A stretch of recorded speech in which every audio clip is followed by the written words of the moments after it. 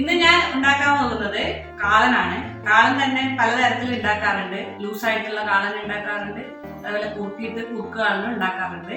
ഇന്ന് ഞാൻ കുറുക്ക് കാളനാണ് ഉണ്ടാക്കാൻ പോകുന്നത്.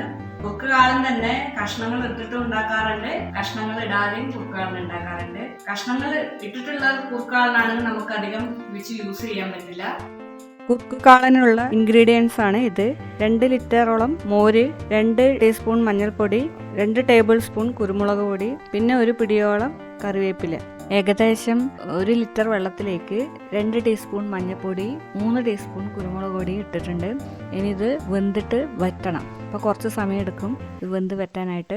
കഷ്ണങ്ങൾ ഇട്ടിട്ടുള്ള കുറുക്കുകാളനാണ് ഉണ്ടാക്കുന്നതെങ്കിൽ ഇപ്പോഴാണ് ചേനയും കായയും ഇടേണ്ടത്. കഷ്ണങ്ങൾ ഇട്ടിട്ടുള്ള കുറുക്കുകാളനാണെങ്കിൽ അധിക ദിവസം വെക്കാൻ പറ്റില്ല, അല്ലാത്തത് കുറച്ച് ദിവസം വെച്ചിട്ട് ഉപയോഗിക്കാൻ പറ്റൂ. കുറച്ചും കൂടി വറ്റാനുണ്ട്. ഏകദേശം ഇത് വറ്റിയിട്ടൊരു 1/2 ഗ്ലാസ് ആയി മാറണം. കുറുക്ക് കാളിന് വേണ്ടിയിട്ട് നല്ല പുളിയുള്ള കൊഴുത്ത മോരാണ് ആവശ്യം. അപ്പോൾ ഇത് ഏകദേശം 2 ലിറ്റർ മോരുണ്ട്. ഇനിയും വറ്റാനുണ്ട്. ഏകദേശം വറ്റിയിട്ടുണ്ട്. ഇനി നമുക്ക് ഇതിലേക്ക് 2 ലിറ്റർ മോര് ഒഴിച്ചു കൊടുക്കാം. ഫ്ലെയിം കുറച്ചിട്ട് നമുക്കിങ്ങനെ ഇടയ്ക്കിടയ്ക്ക് നന്നായി ഇളക്കി കൊടുത്തുകൊണ്ടിരിക്കാം.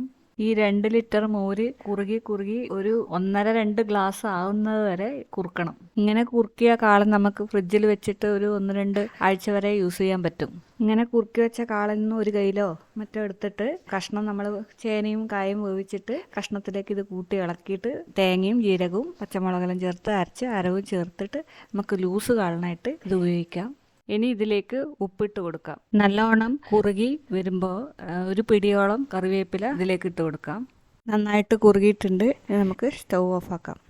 അങ്ങനെ കുറുക്കുകാളൻ റെഡി ആയിട്ടുണ്ട്. സദ്യക്കൊക്കെ ഉണ്ടാക്കുന്ന കുറുക്കുകാളനാണെങ്കിൽ ഇതിനോടൊപ്പം കഷ്ണവും ഉണ്ടാവും, അതുപോലെ തേങ്ങ, ജീരകം, ഉലുവാപ്പൊടി ചേർത്ത അരവും ചേർത്തിട്ടുള്ളതാണ് സദ്യക്കുള്ള കാളൻ ഉണ്ടാവുക.